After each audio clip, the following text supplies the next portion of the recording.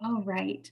Let's go ahead and get started, mostly because I know that Rachel has so much great information to share with you today, and I want to dig right into it. But before we get really into her presentation, I just wanted to go over a couple very simple housekeeping rules. Not rules. I don't know why I said that word. Pretend I didn't say that. If you're not familiar with me, my name is Abby. I'm part of the team over at QGive. If you're not familiar with QGive, we're an online fundraising platform. And so we are thrilled to have someone come in and talk about end of year fundraising with us today. I wanted to say this. I see some familiar names here. If you are a QGive client and you have any questions about how to apply any of what Rachel has to share with you today to your own account, or if you have questions about how we can help you with your year-end fundraising campaign, let me know. If I can't give you the right answers, I will get you to someone who can. That said, everybody here, whether or not you're using QGive, is going to learn a ton today, and everything applies to you, regardless of what fundraising platform you're using. I'm just really excited that you're here to learn from Rachel. A couple small things. We are recording this webinar, and I'm going to send you a link to the recording, a link to Rachel's slides, links to all of the resources she mentions today, and then some additional resources. You'll get that email from me around 11 o'clock tomorrow, unless YouTube does something wacky. We're going to hope that doesn't happen. And then I did want to mention there are two different places that you can interact with us. So you can interact with us in the chat. We keep an eye on that. But if you have a question, make sure you drop that question in the Q&A section of the Zoom interface. That way we will be able to see it and keep track of it even as the chat starts moving. So if you have questions, make sure it goes in the Q&A section. And then if you're a Twitter user, we love Twitter, and I would highly recommend you follow Rachel on Twitter for some of the resources that she puts out. And then I believe we're tweeting some of the highlights of today's presentation over there as well. So feel free to join us on Twitter. All that said, I'm going to turn everything over to Rachel now. My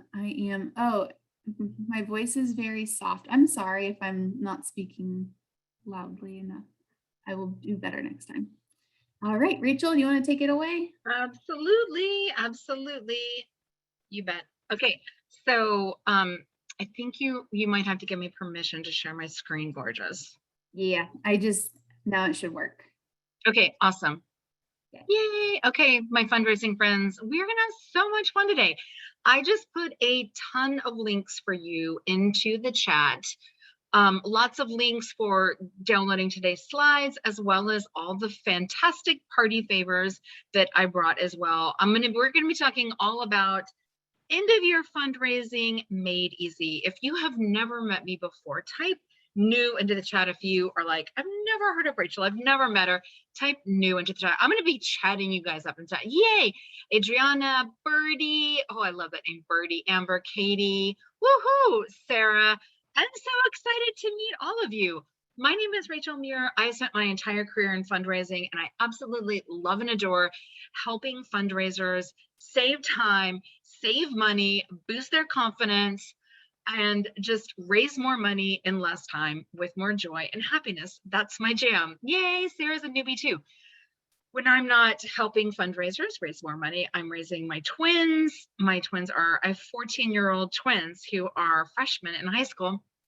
And what I do is train fundraisers. I do a lot of custom training. I do a lot of speaking, and I do a lot of board retreats. And I have a super awesome membership that you're going to find out a little bit more about. So, and it's very, very affordable. So if you are tuning in today and you're like, I need a little more Rachel in my life, you can sign up. We do super awesome workshops every month. You can find out more about me at rachelmuir.com. And I posted a lot of links into the chat to some of the resources that you can download for today's workshop. And you can download today's slides at rachelmuir.com/handouts. I'm going to mention something today in just a second, which is a training program that I do called the League of Extraordinary Fundraisers. So like I said, if you are listening today, maybe I'm new to you, and maybe you just need a little bit of push to get over the finish line and have a rockin' end of year and raise more money than you ever thought possible. That's a lot of what I have been talking about in September and in October, and I'll probably still be talking about it in November as well. But we're doing a super awesome workshop that's coming up on October 21st, all about appeal writing. It is a copywriting clinic last month in League of Extraordinary Fundraisers, and I will post that link into the chat. We covered end of year fundraising, which is what I'm going to be talking about today.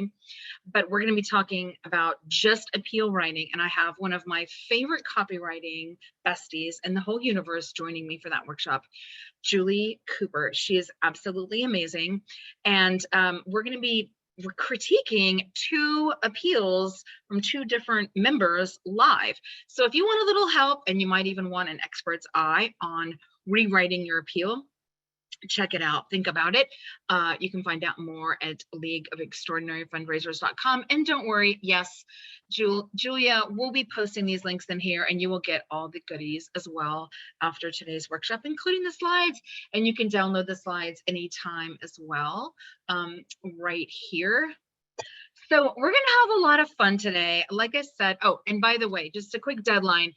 If you are like working on your end of year appeal and you're interested in coming to this workshop and you want a chance to have your appeal reviewed by an expert copywriter for free, the deadline to join and apply and submit your appeal is October 13th. That is next Wednesday, my fundraising friends. So just a heads up on that. So this is all the fun that we're going to be having today. I'm going to talk about the #1 way to warm donors up before you solicit them with that end of year gift. I'm going to tell you the 3 most important things, the essential ingredient to a money-raising fundraising appeal. And I'm going to give you a checklist to, make sure that you have a top-notch money-raising appeal. All the things, I think it's like 21 different things that you need to have in your appeal. I'm going to be tackling the question that many of you struggle with: how much email is too much email? And I'm going to be giving you some website tweaks to boost your online gifts. I'm going to share the #1 most common mistake that I see in appeals.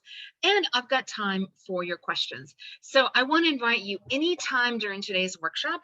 I want to invite you to just type your beautiful questions into the Q&A box.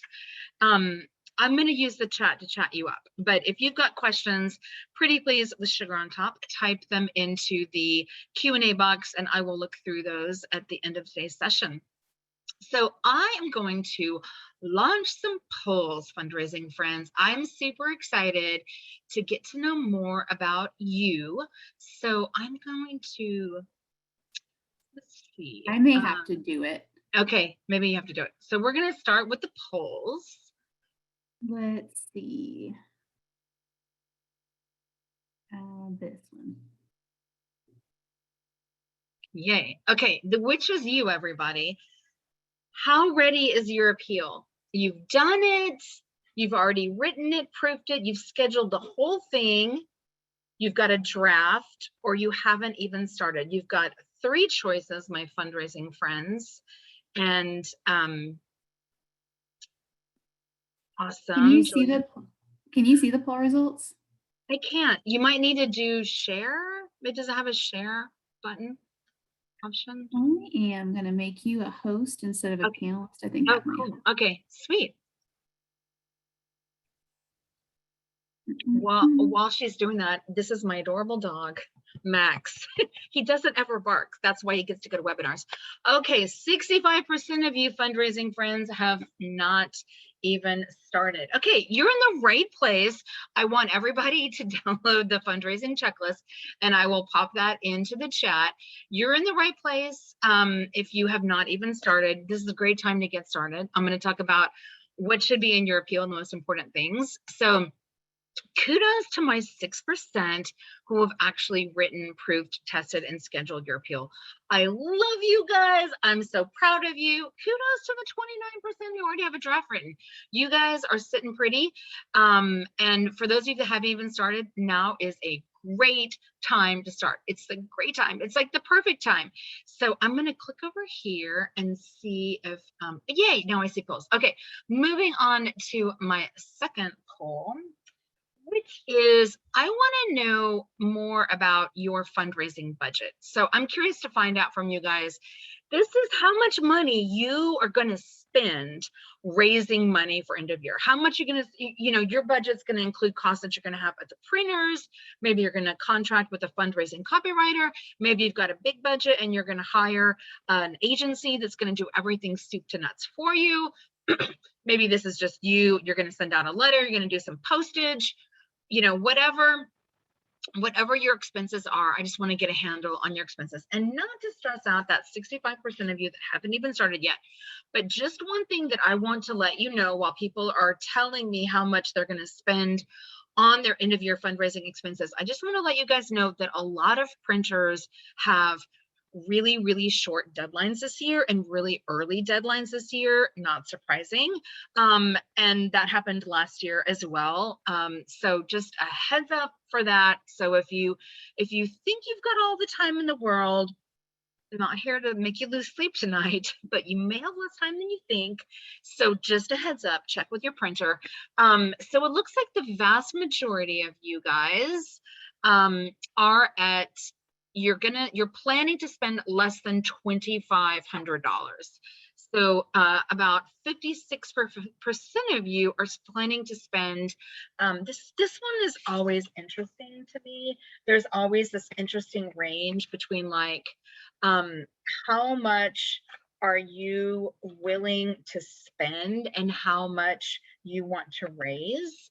So I'm just jotting this down. 7% of you are planning to spend zero money. So this is always really interesting to me because it's like, how much am I willing to spend? And here's my next question. How much are you planning to raise? I'm super curious to find out. So please indulge me. Tell me how much you are planning. What's your fundraising goal for how much money you are going to bring in the door from all of your end of year fundraising? So it looks like the clear winner right now is most of you are expecting to raise somewhere between $15,000 and $50,000. About 40% of you right now. So this is interesting. So 56% of you are planning to spend less than $2,500 and you're planning to raise somewhere in the ballpark of $15,000 to $50,000. So I hope that you are wildly successful and you're in the right place. We're covering a lot of really great content to help you be successful with your fundraising. I hope that you exceed your fundraising goals. If anything, just my handy dandy checklist can help you. If you want more help, oh my goodness, you're in for some real goodies. I mentioned the workshop that we're doing in October. It includes a before and after lookbook of fundraising appeals, as well as a workbook showing you step by step with a template how to write a fundraising appeal. So if you need a little help, you are in the right place. So that's the results there. 42% of you are planning to raise somewhere between $15,000 and $50,000. The next most popular answer is 19% of you are 50,000 to 100,000. But it looks like the big majority of you guys are planning to raise somewhere between 15,000 and 50,000. So I've got another question for you. Please indulge me. Just a couple more to get to know you. I'm curious to find out who creates your appeals. You're a DIY, you do all your own stunts, you contract with a fundraising copywriter, maybe you work with a full service agency and they do it all soup to nuts, from writing the appeal to doing your segmentation, doing your ask strings, doing your printing, the whole 9 yards. This is interesting. This is the most interesting I have ever seen, because I usually see a lot more people who contract with a fundraising copywriter than this group. So right now for you guys, 92% of you do all your own stunts. 92% of you are out there DIYing this whole thing yourself. 4% of you contract with a fundraising copywriter. 4% of you work with an agency. So if you've never worked with a fundraising copywriter, I encourage you to think about it, because these are people who live and breathe fundraising copy. And you might have a very good experience that could help you get to your goal with a lot less headaches. and a lot less sleepless nights and a lot less rounds of revisions. Here's my next question. How many bills do you send out?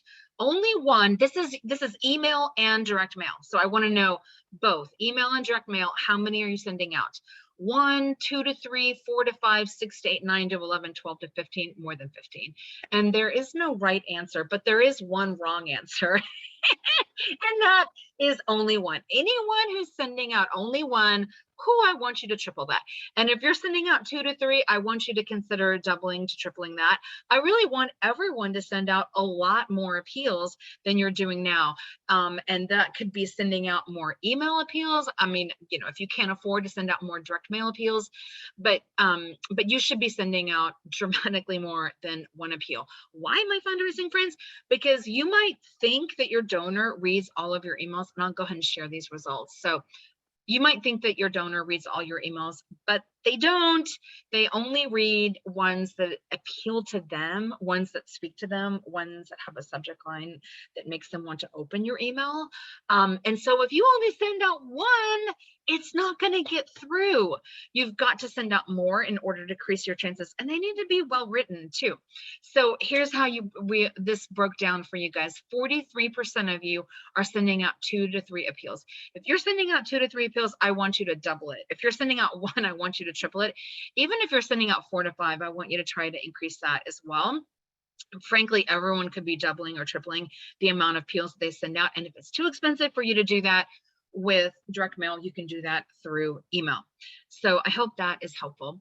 But we're going to dig into this more in just a minute. My last question is, are you segmenting your appeals? As in, like, we are speaking to prospective donors who have never given to us in a different voice than we're speaking to current donors. We have a separate campaign for lapsed donors. So yay, kudos. This is making my fundraising heart very, very happy. 61% of you do segment your appeals based on your audience. I know that that is making Abby happy too, because we want your donors to be treated like the amazing, fantastic people that they are. And one of the greatest gifts that we can give our donors, Abby's like, oh, I'm so happy, is the gift of feeling known by you. And if you send me a fundraising appeal that speaks to me like I'm a donor when I've never given to you, I'm going to feel like she doesn't even know who I am. So these are the results. 62% of you segment your appeals. Yippee, we're very, very proud of you. 62%. I feel like that's an all-time record. I ask this question a lot when I'm talking about end of year fundraising, and sadly, it's usually skewed the other way. So way to go, my awesome QGive audience. And I'm sure you're using those amazing QGive tools to help you do that. And Abby and I are very, very proud of you. So I'm going to share some end of year truth bombs, and hopefully you can see my slides again, and you're seeing these truth bombs from some of my favorite fundraising friends in the industry. I love what Jen Love has to say. The season to give is not a reason to give. Please don't start out with your appeal with, it's that time of year again. Yawn. That doesn't inspire anyone to give. And saying thanks is a privilege. And if you want your donors to come back and give again, you need to thank them for their gift, and then you need to follow up them and let them know how their gift made a difference. And we are lucky and grateful to have the opportunity to say thanks to our donors. It is not an inconvenience. It is not a chore. It is a privilege. And if you do it right, you will have a fantastic retention rate at keeping your donors. And if you need help doing that, check out the chat. I put my little thank you guide in there, and I'll post it in there right now for you too. And here's a lovely quote from my friend Misty. The ask is never a one-day affair. It isn't. To get through, it's going to take more than one message. This, my fundraising friends, this photo right here of the stock, people on the trading floor of the stock market from way back when, this is the harsh reality of end of year fundraising. It is a mad dash to the finish.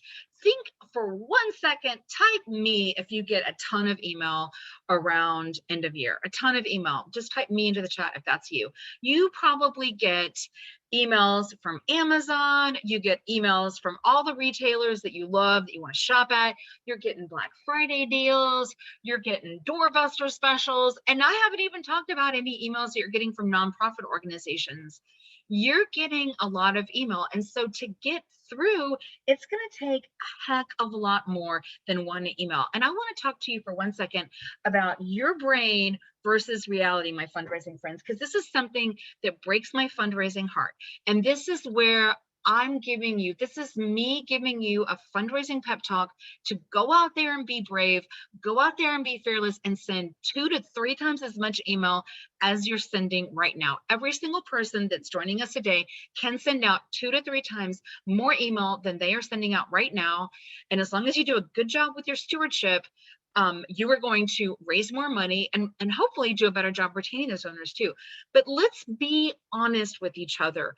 You think, type yes into the chat if you feel like when you hit send, and MailChimp has that gorilla with the finger, and it's like all nervous, and the gorilla's sweating, and it's like, oh my God, I'm gonna hit send. You feel like, oh my God, I just hit send. Everyone's reading my email. Oh my gosh, I'm going to bother them too much if I send another message. I'd rather go hide underneath my bed. I just can't even handle it. You think that your donor reads every message that you send, but the reality is, my fundraising friends, they absolutely do not. And if you do not believe me, go into your email program right now and look at your average open rate. I guarantee you, your average open rate for most of you, your average open rate is going to be somewhere between like 24, 28%. The average nonprofit is around like 25% open rate. But like, if you're doing better than the average bear, you might be in the 30 percentile, 30% or a little bit more. Be brave. Type into the chat, fundraising friends, and tell me what your open rate is. Tell me what your average open rate is. Just type into the chat. Ashley's 22%. Most of you, Dana's 33%. Susie is 21. Birdie's 34, if I'm getting that right. So someone's 54, and Isabel is 54. Now, I'm not sure what's going on with Isabel. Isabel may have a really small list, or Isabel may have the best subject lines ever, in which case feel free to tell us your organization's URL and maybe we'll sign up for your email list. I have a mild obsession with writing really great subject lines and writing really great email. I really love email, and you'll get emails from me if you sign up, and I love sending email. So let's be honest, you think that you're sending too much email, but the average nonprofit sends almost 10 emails in December alone, just for year end. And by the way, Giving Tuesday is early this year. It's in November. The average nonprofit, just let that sink in. For those of you that are sending one email, oh my God, one email. Most of you on this call have like somewhere between a 20% and a 40% open rate. That means that Carrie over here, whose open rate is 24%, that means that 86% of her, if I'm doing my math right, 86% of her list didn't get the email. Well, how is she going to reach that 86%? I mean, you have to write great emails, and you have to send more of them than you're sending now. So you've got this checklist that you can use, and it's a really great checklist to help you with what should you put in your end of year fundraising appeal. So you can see lots of questions, download it. It's a gem. I will pop that into the chat to make that super easy for you. Here's how much time we have, if I did my math right, until the ball drops. 91 days left. I have not bought one. Oh, yay. I'm getting some email love from Julia. She says, I love your emails. They're confidence boosts, and they make me smile. It's definitely your superpower. I super love writing emails. I mean, I super love it. I spend a lot of time on them. I spent one today. I have a fun one coming out tomorrow that I spent a lot of time on too. I really love writing emails, and there's an art and a science to fundraising copywriting. There's an art and a science to writing great emails, and I highly encourage you guys to send more emails and write better email content, not just your October newsletter is enclosed, Abby. No, that's not going to get Abby excited about opening the email. The more emails you send, the better content you send, the better your deliverability is going to be, the more emails your donors are going to get, the more they're going to give. It's like a beautiful virtuous circle over there.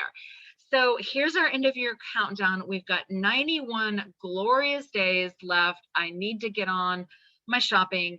Here's a little reality check, fundraising friends, in case you're sitting here going, in case you're feeling like you're about to stress eat your way through a bag of Doritos, here's your reality check, what to do when. And it's October 7th. Okay, so it's October 7th. If you've got like 1 week left to secure a match. I mean, the clock is ticking on this match situation. So you've got about 1 week left to make that happen, because it takes time to make a match happen. You need to be planning your theme, your campaign theme right now. You know, what is my theme going to be? What's my Giving Tuesday theme? What's going to be my end of year theme? What are all the channels I'm going to use to do my ask? Is everything mobile optimized? What's my timeline? What are my deadlines? You need to be writing your appeal. I also want you to write your thank yous and your report back at the same time. And if you're sitting here going, what in the heck is she talking about? Don't worry, my beautiful friend.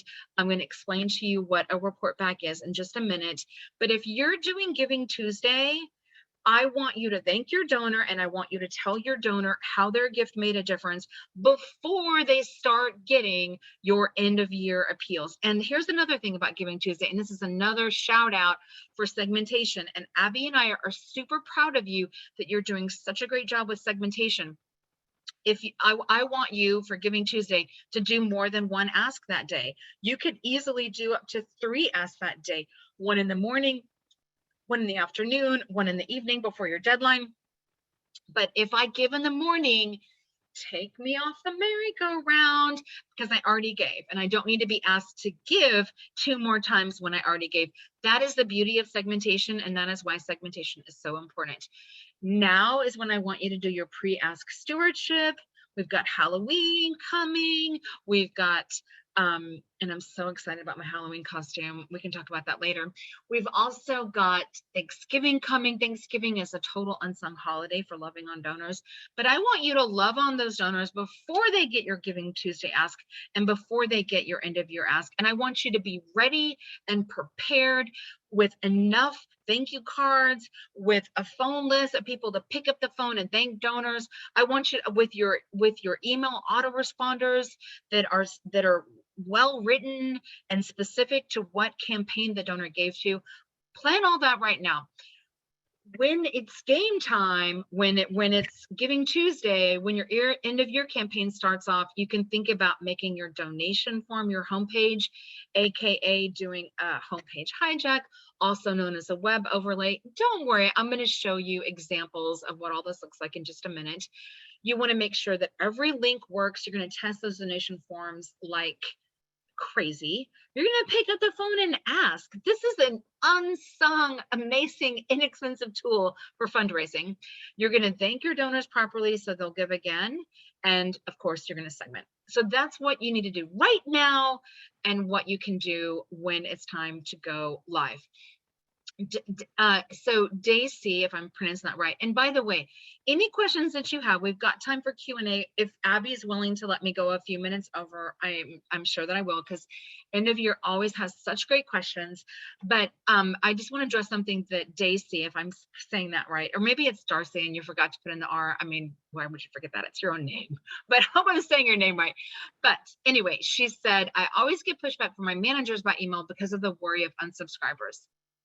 Let me tell you something, friends. Okay, this message is for all of my beautiful fundraising friends that I have the gift to be with today. First of all, Abby and I are so happy that you're here. You are not here to play small. You are not here to not offend as many people as possible. You have a big mission. It's going to take money to get there. And your job is to get out there and make it happen, and to do it in a way that makes your donors happy, and that brings your donors joy, and that makes your donors feel appreciated and loved on by you. But you are not here to offend as few people as possible. You've got a big mission. You're out there trying to make the world a better place. Do not worry about unsubscribes. If they don't want to be on your email list, they're not going to give to you in the first place. I do not worry for 1 second about my unsubscribes. You know what? If they don't want to hear from me, if they don't want to get invited to free webinars or learn about an affordable training that I have coming up, or get some awesome free checklist or guide or template that I made, then fine, go, be free, have fun out there.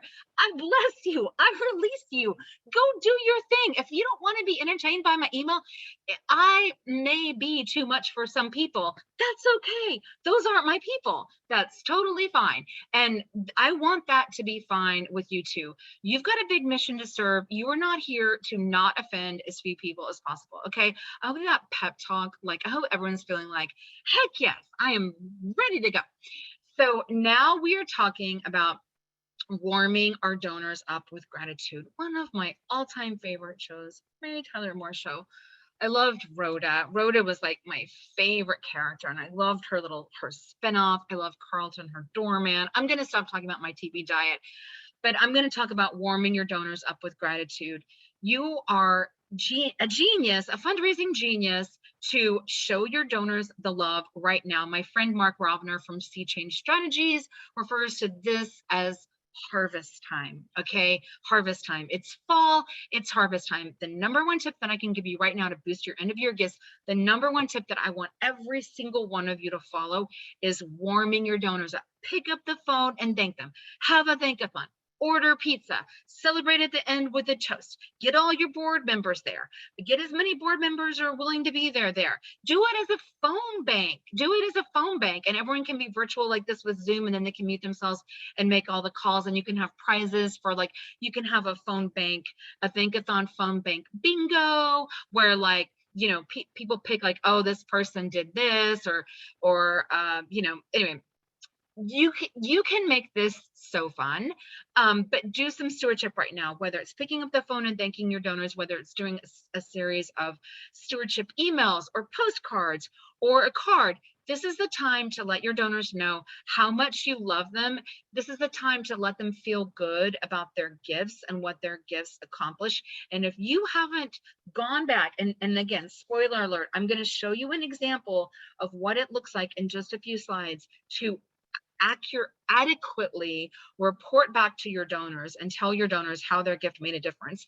If you don't feel like you've done that, if you feel like, well, I thanked them, but I didn't write them back and give them a really great story of how their gift made a difference, this is the time to do it, fundraising friends. Yay.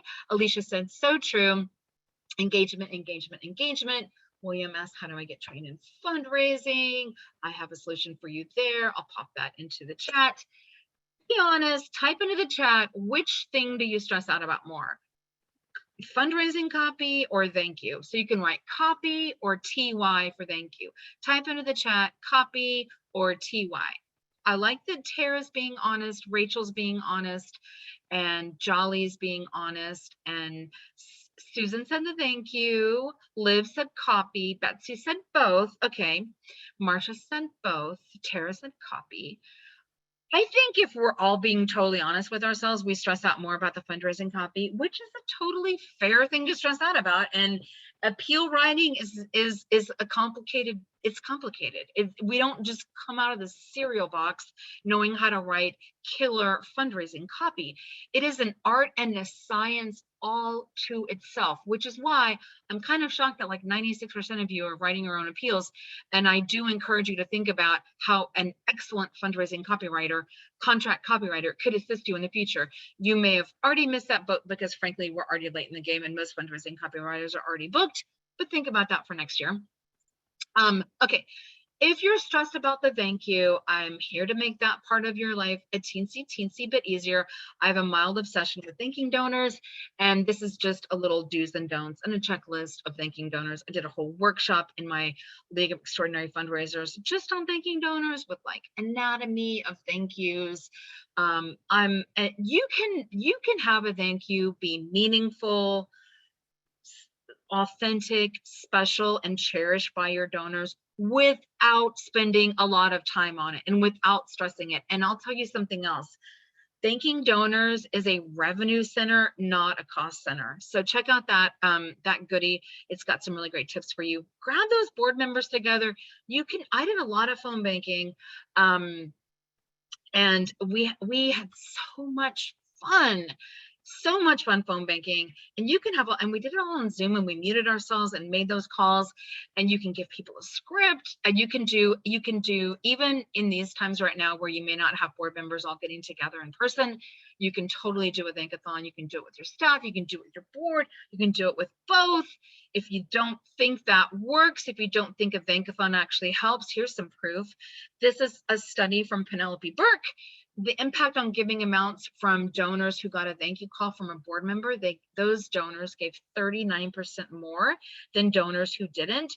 14 months later, they were giving 42% more, and they had 70% retention. So if you're thinking, gosh, Rachel's just like overly obsessed with thanking donors, and I don't even know if this is going to work. Well, my friends, the proof is in the pudding. And right there, you can see the pudding, and you can see I'm not making this up, it works. And Alicia Young is on my bus, and she's saying it absolutely does. So thanks for giving. Here's a sweet little postcard, really simple. It could be an email series. It could be a postcard. It could be a letter. It could be a phone call. Do I have any naysayers out here who are like still like, I don't know, Rachel, I don't know. Take these stats to, whoopsie daisy. What the heck just happened? Hold on a second. Okay, phew. Something happened on my end where all of a sudden I saw all my slides like this. So if you see one slide of a cute dog, just type dog. And then I know that you're seeing everything's fine and life is normal. Okay, good. I gotcha. Okay, take these stats to your board. This is one story. Now, thanks to you, we did not have to turn away a single patient. We were there to hold every hand.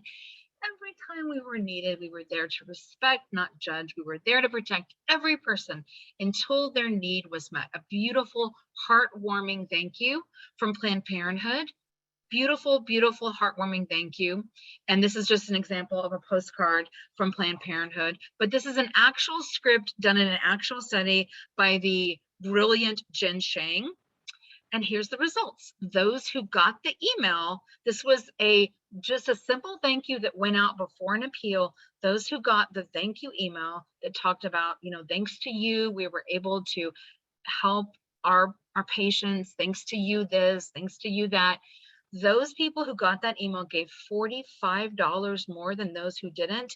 And that represented, you bet, Julia, a 67% increase in giving. 67% increase in giving. So if you don't believe me that it works, it absolutely does. So this is an example that I'm going to go through. This is a reporting back example. So one of the many things that I want you to do on top of loving on your donors and doing some really great stewardship right now for harvest time, I want you to have your appeal ready. I want you to have your email thank you autoresponder ready. I want you to have your thank you letter ready. And I want you to, when you sit down and write that appeal, and it looks from my memory, 96% of you need to sit down, grab your beautiful selves some Starbucks or just a, whatever, coffee at home. I want you to sit down. I want you to write that appeal. And at the same time, I want you to write a letter back to your donors telling them how their gift has made a difference. Why do I want you to do this?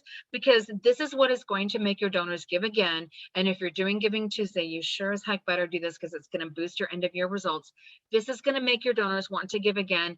You're going to save yourself so much time and so much money because think about it. You're writing your appeal for something specific. things are going nuts over here at Save the Unicorns, and the whole herd's in trouble, and there's poachers trying to shoot these unicorns. So you can write your report back all about how, thanks to you, the herd's been saved. Thanks to you, these beautiful, majestic creatures are living their best lives, et cetera, et cetera. Obviously, I'm making this up, but I'm going to walk you through an example here. You have no idea. And this is also a good template for just how would I start a thank you? Let's start a thank you with something more exciting than just thank you. Let's start it with, you have no idea how much we appreciate your recent gift. First, thank you for responding so quickly. The fact that you're thinking of others says everything there is to know about your generous and caring spirit. I'm not just thanking the donor. I'm not just making them feel like a hero for the great thing that they did. They do need to get all the credit for the great thing that they did, by the way, not you. It isn't like, thank you for helping save the unicorns. Thanks to you, Save the Unicorns was able to save 100 unicorns. It is thanks to you, beautiful free-range unicorns are living their best life with the whole herd, etc. Okay, but we're not just going to thank the donor for their gift or for the impact they made. We're going to reflect back on the kind of beautiful, kind, loving, compassionate, big-hearted person that they are. This is an opportunity for your donor to feel great about themselves. Every piece of communications that you send is like a mirror. How are your donors going to look? You are going to describe the need that was facing your beneficiaries, and you're going to describe how the donor met the need. I just gave the example of the unicorns. The entire herd was in danger of being poached by savage hunters, but thanks to you, the herd is safe, right? Describe the desperate need or the critical need. Someone saying free range and pasture raised. You guys are great. You could be writing unicorn fundraising letters. Here's some photos of your gift in action. Would you look at this beautiful unicorn right here? So a short story about, what the need was, how the need was met. So do that. Write your appeal and your report back letter at the same time. You are going to save yourself so much time. You're going to save yourself so much money. And if I haven't said it before, my fundraising friends, feel free to post your questions in the Q&A box, because I'm totally going to go look at all of that at the end. So type your questions if I haven't answered them, which I probably haven't, only a couple in the Q&A box. So this is what reporting back to your donors looks like. You're going to thank them for responding. You're going to talk about the need, tell them how their gift met the need, have a quick story, couple sentences, maybe a photo, tell them that they're an important part of the organization, and reflect on what a generous person they are. That's the formula. Do not be on my naughty list. I want you on my nice list. The people that are on my nice list have reported back on their donor's last gift.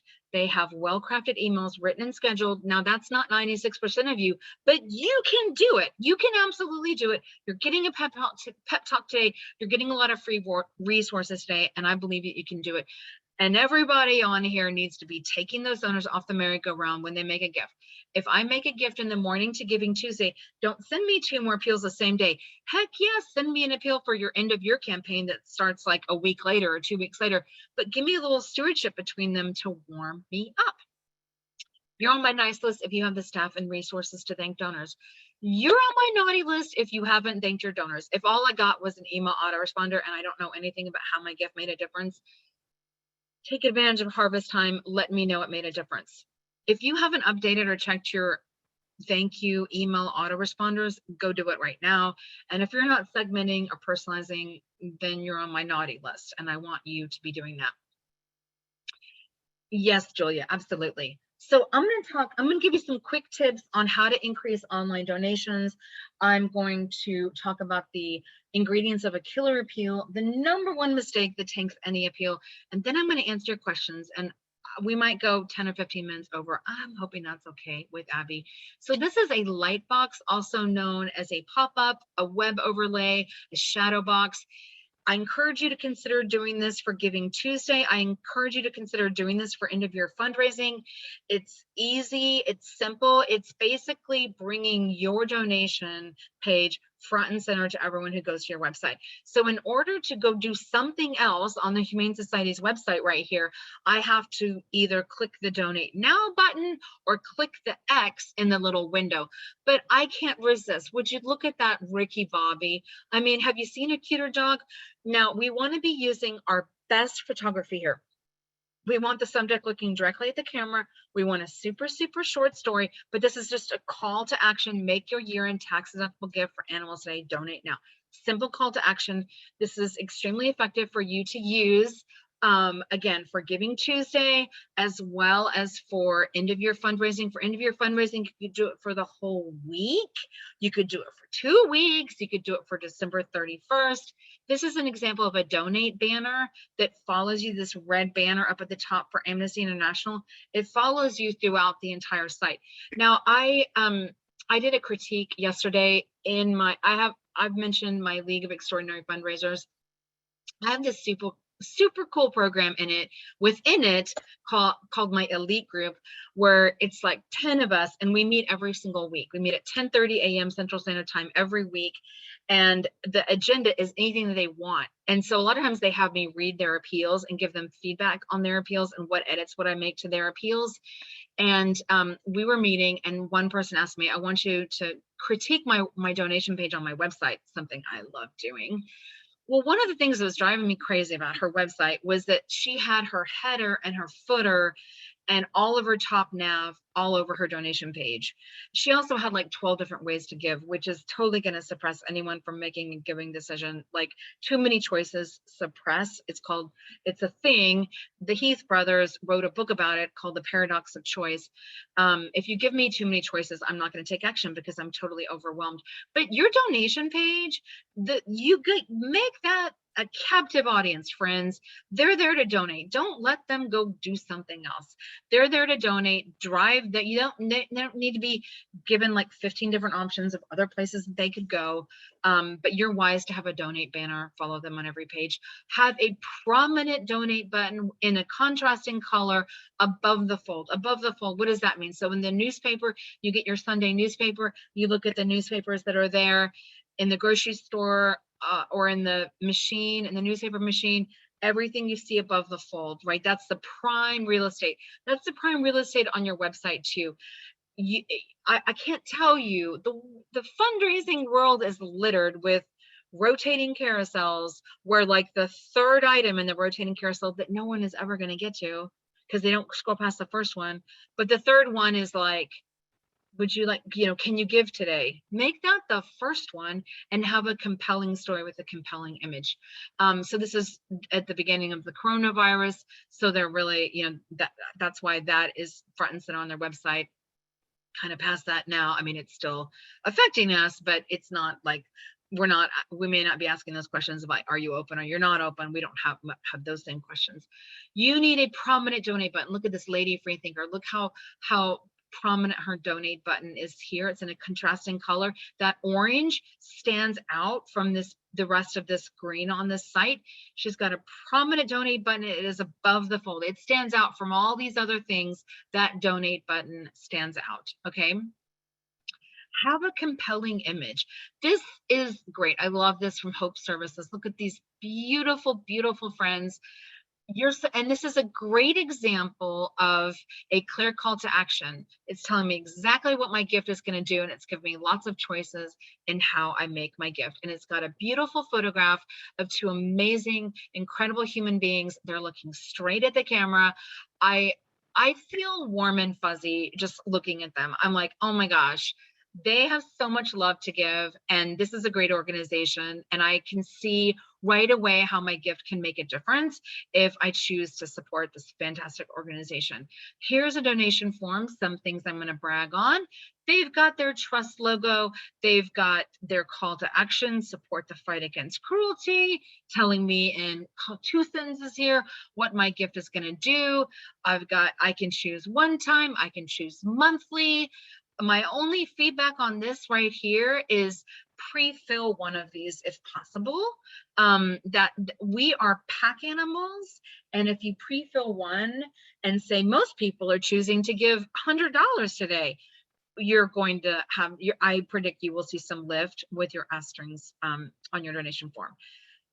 At the end of the day, it's all about the donor experience. You, my fundraising friends, have total control over your retention rate. Your donor retention rate is not something that randomly happens to you. You decide if it's high or if it's low. And what determines if it's high or if it's low is what kind of experiences you give your donors. And now, this time of year, how good, how seamless, how well designed of a donation form is going to determine whether people make gifts to you online. Is it clunky? Is it cumbersome? And how good of a job you do thanking your donor after they make a gift is going to determine if they give to you again. Type into the chat and tell me. Renee wants my energy. And you know what, Renee? I didn't even finish all my coffee today. I did have 2 cups, okay, but I still have some in this one. I love fundraising. I really love fundraising. If you're listening to this and you're like, I want a little more Rachel in my life, you should and if, especially if end of year fundraising is something you want help with, this is a great time to check out the league. It's a lot of fun, and we're so covering appeal writing, and you have a chance to even have live feedback on your appeal, which is pretty cool. So type into the chat and tell me, what is wrong with this autoresponder? What's messed up about it, friends? Type into the chat. Who is my brave soul who's going to say, oh, I see what's wrong with this. I get it. Meg said, missing name. Julia said, well, there's no name. Yeah. And they probably thought that they had that fixed. Like, they probably thought, oh, we've got this totally set. I do want to brag. I love, Bill said the text is too small. I do love that they have this photo. I really do like that they have a photo. I think that doing a photo in an email, thank you autoresponder, is a nice way to stand out in someone's inbox. This is a real subject line from a real donation this is the thank you. So don't worry, Beverly, this is the thank you. But that subject line, thank you for your donation from all of us at brackets organization exclamation mark. I literally got that. Those are 2 organizations that thought they had it set up to work and they didn't. So this is why you have to test, and then test again. I mean, yeah, I test my emails that I send out. I test any message at least 10 times, sometimes 20 times, sometimes a few days. And have I made mistakes? You bet I've made mistakes. And you know what? I'm still standing and I'm still here. And you know what, friends? You are going to make mistakes. You know why? You're human. We don't do everything perfect. You're going to make mistakes. If anyone here has ever been married and had a wedding that they invited guests to, people probably told you, don't get too stressed about it, Abby, something's going to go wrong. And hopefully nothing really, dramatic happened, like your wedding dress caught on fire. But I mean, little things along the way, along the whole day, there's a lot of little details to get right. Stuff is going to happen. You might make a mistake in an appeal. There might be a typo. You might make a mistake in email. It's okay. The world goes on. We're all going to live. We've all made mistakes. You're going to learn from it. Embrace your mistakes. Okay. So I'm going to give you some tips here on how your online giving experience stacks up. These are from my friend Lynn Wester. You can check out, I will put this in, hopefully this link still works. I love Lynn. She's very, very funny. And every year, although I'm not sure, I haven't checked like in these COVID times. Oh, okay, that link didn't work. Okay, so sorry, she might have taken it down. Anyway, Lynn used to do a study every year where she would make donations to Giving Tuesday, and she had a spreadsheet where she would put the name of the organization, she would put the URL, and then she would fill it out in the spreadsheet. Did they have a prominent call to action on their homepage? How many clicks did it take to the giving form? Was it mobile friendly? Was she invited to make her gift monthly? Did she get a personalized thank you? Did she get an instant text receipt? Or was she asked to thank again in a few hours later? Was she invited to share her gift on social media? Use this checklist. And the fundraising world is littered with terrible giving experiences, and you should mystery shop your own donation form. You should mystery shop your own organization. And I can't tell you how many times, I mean, just the other day when I was critiquing this woman's website, I was like, have you made a donation to your website, type me if you have made a donation on your mobile device to your nonprofit. Okay, yay. Ashley's done it, Julia, Paul. See, a lot of people don't do that. And I do it and I'm like, oh, there's no prominent donate button. I have to click on these shaded 3 lines in order to find the donate button. You might think it looks great, just like you might think that your email autoresponder is looking perfect, but you got to test this stuff, friends. Okay. Number one mistake that tanks any appeal. Numero uno. Anyone want to guess what it is? The number one mistake? See this all the time, day in, day out. I see this. Ashley said not personalizing. That's pretty bad. But the biggest mistake that I see, Julia, thank God it's not asking. I mean, why even write an appeal if you're not going to ask? That's sad. It's not having a strong offer. I literally saw one a couple days ago, and it was like a report card of all the great things the organization has done. And then it was like, I hope you'll make your year-end gift today. The offer is telling me, what will the donor's gift do? You need a problem. I'm skipping ahead here to what every the ingredients of a fundraising appeal. There's a problem, there's a solution, and the donor's gift is going to be the solution. The offer is your $100 will pay for a month's worth of baby formula for a hungry orphan. The offer is how the money will be used. Your appeal, your appeal is not a newsletter. Your appeal is not a report card. Your appeal has a dramatic opener. It has immersive storytelling. It needs to be a simple and dramatic story. It needs to be an unsolved story. It can't be someone who the organization helped. It needs to be an unfinished story so that the donor can come in there with their gift and finish the story. And the offer is the outcome that is going to result from the dollar amount that you are requesting. Without problems to solve, friends, our donors don't have anything to do. So here's the ingredients. We're cooking in the kitchen. We've got a problem. There's a solution, and your gift will solve it. We can add some urgency in there. We can add a dramatic story arc.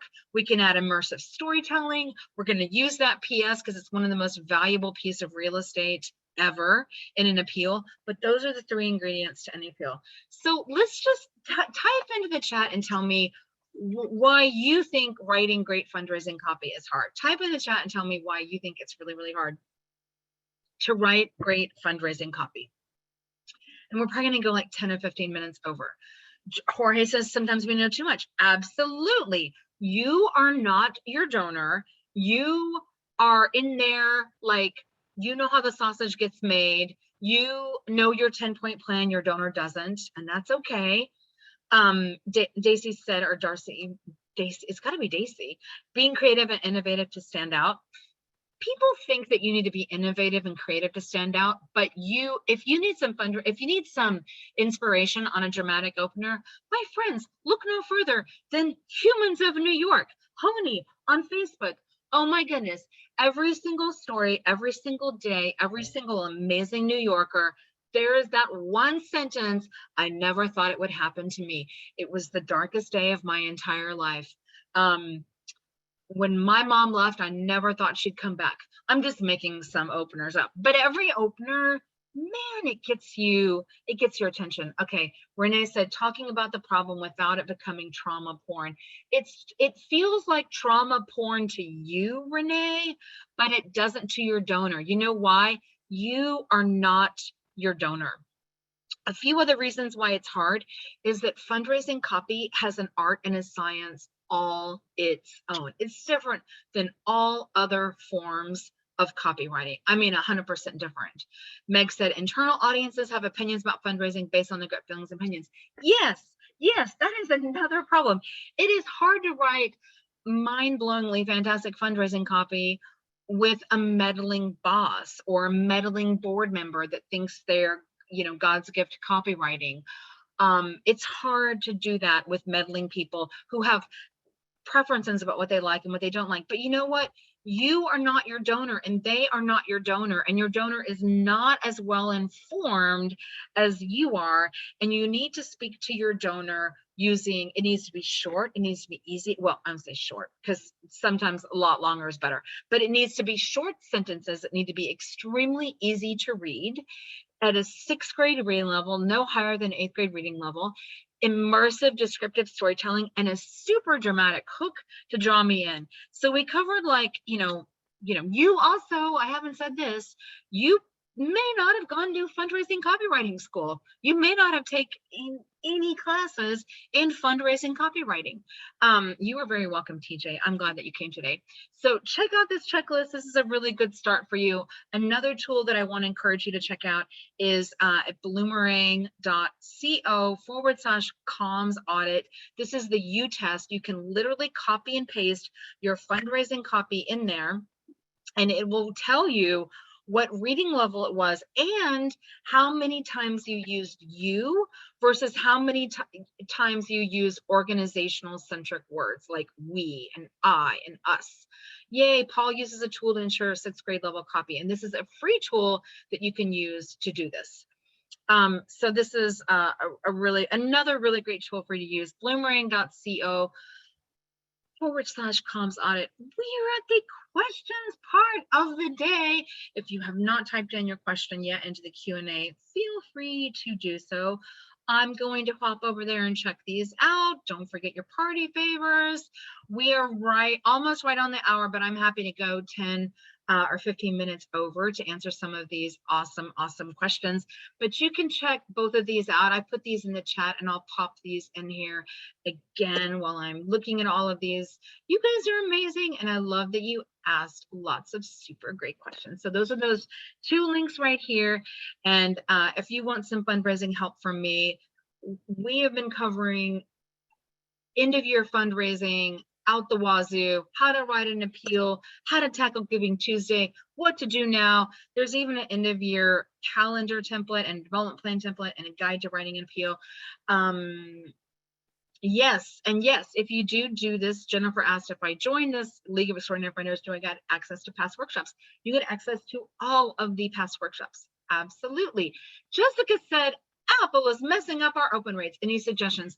This is something that everyone is struggling with. Everybody. What I did is I went into my system and I looked at what percent of my list is Apple users. So I had a frame of reference for like what I could expect. The answer is not going to surprise you. Write great copy, write great subject lines, write great interesting copy that is of value to your readers, and send more of it than you're probably sending now. We're going to survive Apple's privacy changes. We're going to make it through that. And if you haven't asked a question, type it into the chat, because there's been so much happening. I'm sorry, I didn't say chat. Type your question into the Q&A box, because there's been so much in the chat. So type it into the Q&A box. Daniel asked a fascinating question. If you live in a culture where fundraising is based on self-promotion, how does one encourage fundraising for a worthy cause? I don't really understand this, living in a culture where fundraising is based on self-promotion. But the best thing that you can do to encourage anyone to give is to give them a compelling reason to give based on what you know about them, and make them feel like they are the one thing that can solve this problem. And then make them feel great for doing it. Jolly said, if you send out an appeal in November, can you also ask for Giving Tuesday at the same time? Okay, so Giving Tuesday is, I'm pretty sure, yep, it's on November 30th. Okay, Giving Tuesday is on November 30th. So to answer Jolly's question, and I love Jolly's name. Yes, if you send an appeal out in November, you can also ask for Giving Tuesday, but when you say at the same time, that doesn't make any sense to me. So here's the formula, Jolly. You ask, you thank, you report back. You are not allowed in my fundraising school to ask again until you've thanked and you've reported back. So if you ask me on November 5th to make a donation and I make a donation, you need to thank me. You need to report back to me, maybe in a week, maybe in 3 days, whatever. You're going to thank me immediately, but you're going to report back to me and you're going to send me a letter, or you're going to send me an email or an email series, and you're going to tell me exactly how my gift made a difference. And you're going to use that template I just showed you to do that. Then you can ask me again for Giving Tuesday. But if you don't thank me and you don't report back, then no, you can't do that, because all that is asking, asking, asking. There's something called an ask to thanking ratio. And I learned about this from my friend who I was just bragging about, Lynn Wester. And she, in her book, The 5 Pillars of Donor, it's called the 5 Pillars. You can Google it. Lynn Wester. But she talks about an ask to thank ratio. Well, if I make a donation to your organization and the next communications that I get are 7 ask and 1 thank you, do you think I'm going to make another donation again? No. Now, by the same token, if I make a donation to your organization and I get back 7 thank yous and no ask, that's wrong too. It needs to be a steady dance. Okay. This is a virtuous circle. It's like the shampoo bottle: lather, rinse, repeat, ask, thank, report back. It's called a virtuous circle. Stacy said, would you recommend sending emails before Giving Tuesday promoting your campaign?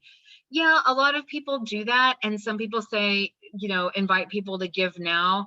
I think it's fine to ask people to give then. I think it's weird to be like, set your alarm and wake up tomorrow. Don't give now. Like, don't tell your donor, something like that. But sure, a lot of people do a lot of teasers to drum up excitement around their Giving Tuesday. And that's a good strategy. Matt asks, how do we talk about the difference our donors are making when we are in the arts or science? How did I bet you're encouraging kids in the arts. I bet you're encouraging kids in science. I bet people are having fun, engaging, unforgettable experiences. I bet they're feeling connected. And I mean, my goodness, like just like, I can't believe sometimes, and we saw this a lot during COVID, but like people were like, well, I can't do this, I'm an arts organization. I can't do this because I'm like, no, I'm just a university. You are doing important work, and it is up to you, my friend, to describe to your donors the impact that you're making. Maybe it is a child's eyes filled with wonder. Maybe it is a kid who's asking every day as soon as he wakes up to go back to the museum. Maybe it is a kid who discovered computer programming from an after-school program. Maybe it is there's so many. It's up to you. And like, frankly, I don't have like an infinite amount of sympathy for people who, if you're passionate enough to work for a nonprofit, you should have enough passion to be able to speak passionately about the work that you're doing. And if you can't, maybe you're feeling burnout. Jolly asked a great question. Is it better to use a sad image in your appeal or a happy image in your thank you? It is better to use a sad image in the appeal or a neutral image and a happy image in the thank you. Great question. And by the way, you're seeing a photo of Julie Cooper, my fundraising bestie, and this is a little bit about what we're doing in the copywriting clinic. If you are interested in getting some help, the deadline to apply is October 13th. That's next Wednesday. So if you want to start working on an appeal and have a template and submit it to have a chance for it to be critiqued live by a professional fundraising copywriter, it's only $49 to join, and she's going to pick 2 winners, and your deadline to apply is next Wednesday. The Bloomerang is, I'm going to put this in here, bloomerang.co/comms audit. I can spell it right.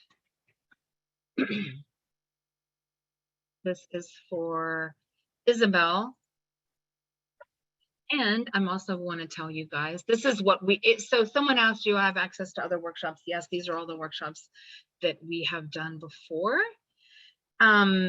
Isabel, okay, I asked her, Isabel, someone said, please confirm that the automatic thank you for my donor software is not sufficient. So I do anything that thank you as well. Well, first off, it depends on what did a good job did you do with that automatic thank you? Did you open with something emotional and effusive that makes the donor feel amazing? Did you maybe tell a super quick story? Did you maybe pop a photo in there? I personally like you to also send them a letter. And in your letter, I want you, and you can download my checklist for the thank you because I make it super easy. But in my thank you checklist, I want you to also send them a letter. And this is my contact information. And in that letter, I want you to say, a great opener, a short story, and I want you to include, I do want you to include, we received your $100 donation on October 5th, 2021, because they are going to save that letter most likely for their tax records. So I want you to write a heartfelt thank you letter. And this workshop is all about end of year fundraising and not about thank you letters. So you can check out my thank you letter checklist to get some help with that. Ashley asked a great question. If someone gives on Giving Tuesday, would you recommend suppressing them from year-end appeals in December? No, I would not. If they give on Giving Tuesday, I want you to thank them. I want you to report back. And I want you to totally send them year-end appeals in December. Absolutely. But if they give on Giving Tuesday in the morning and you're sending out 2 more appeals in the afternoon and evening, suppress them from those appeals. Thank them, report back and thank them for giving on Giving Tuesday and tell them what a great impact their gift had. You might even, if you're smart, actually do one other piece of stewardship before they start getting your year-end appeals in December. But this is a lot of people. Giving Tuesday is for many people just when they're just getting started. Oh, Jennifer. She asked, what if donations aren't really paying for a tangible item for a client? What if we need to pay the light bill and our bookkeeper? Guess what, Jennifer? Everybody needs to pay the light bill, even me. And everybody needs to pay their bookkeeper. Everybody has to do that. So you can say something on your reply device that says, your generous gift today supports supports life-saving treatment for unicorns and all the work that we do here at Save the Unicorns. Okay, you can have something a little bit vague in there. But I think a lot of times people overthink it and they kind of go overboard with being really specific about like, oh, I can only fundraise for my light bill. I mean, if you can say like that this is raising money for this school. I mean, it's the school. The school can't be a school without electricity. Any tips if you're a one-woman show for organizational development? Any tips? Okay, organizational development, that's like not fundraising. That's any tips if you're a one-woman show, organizational development? Love on your staff and treat them really well. Last question from Jolly. If you don't have 3,000 people on your list, can you still participate in Giving Tuesday? Jolly, I know that you are in League of Extraordinary Fundraisers, and we have there's a really great workbook in there that's all about Giving Tuesday. I mean, you can participate in Giving Tuesday, but I recommend you log on and check out that workbook because there's a lot of other things in that Giving Tuesday guideline that you could find helpful to you. Okay, yay! Marcia said this webinar was the best one. Thank you so much. And I love your passion. And we only went 12 minutes over. I thought we were going to go 15 minutes over. There's just so much to talk about when it comes to end of year fundraising. I feel like I answered everything, but if I forgot something, let me know. Or maybe if there was a question that Abby saw that I didn't answer that she loves and wants me to answer, I'm happy to do it. It was super fun to get to be with you guys. If you want a little more help with end of year, check out League of Extraordinary Fundraisers. You're all amazing, and I'm wishing you your best end of year ever. I want you guys to go out there. I want you to be brave. I want you to be fearless. Embrace mistakes. They're going to happen. We're all going to make mistakes. It's how we learn. It's okay. The sun is still going to rise tomorrow, my beautiful friends. I want you to use a dramatic opener. I want you to use a heartwarming story. Don't forget about the PS, but most of all, get out there, love on your donors, do some really fantastic, awesome stewardship now so that they can't wait to give to you when you do your fundraising appeal. Amazing. And I wanted to tell those of you who are using QGive's tools, because I know I see a lot of names that I know are. If you need help with any of this, if you need help getting images on your form, if you need help setting up a really great receipt with great thank you messaging, if you need help figuring out how you're going to run your Giving Tuesday campaign, if you want to see examples or get ideas, let us know. We're here to help you. And if you call us, you'll talk to one of our team. We'll remember your name. We can show you what other people are doing. We can train you. We can train your volunteers. We can do whatever you need to do. Just let us help. We're here to help. All right. All of that said, y'all have been phenomenal. This has been a wonderful group. I'm so excited that you guys are here, and I'm so thankful that I got to hang out with you today. Keep an eye on your email. I'm going to send you a follow-up with Rachel's slides and links and resources and all kinds of stuff. You'll get that tomorrow morning. And do let us know if we can do anything to help you in the meantime. All right. Everyone have a great Thursday. I will talk to you very soon. Bye.